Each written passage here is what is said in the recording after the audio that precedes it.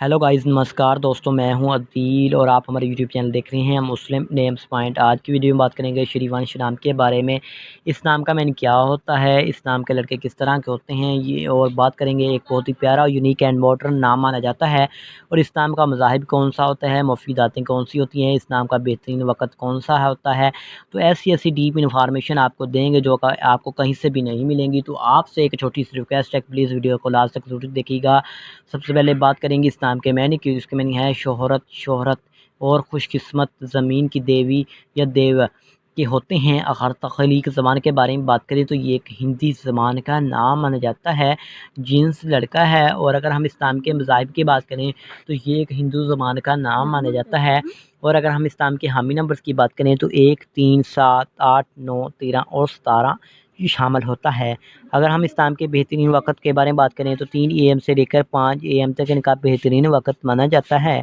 अगर हम इस नाम के मौफ़ी दिन की बात करें तो जुम्मा और हफ़्ता शामिल होता है। अगर बात करें उसूल ज़िंदगी के मतलब यानी इस नाम लड़के किस तरह के होते हैं, तो आप ज़िंदगी की बारीकियों को जानना चाहते हैं, आप ज़िंदगी के हर पहलू को समझना चाहते हैं जो कभी-कभार नामुमकिन सा हो जाता है। आपको सच्ची मोहब्बत की तलाश होती है। अगर हम इस नाम के लकी नंबर की बात करें तो इनका लकी नंबर 4 माना जाता है।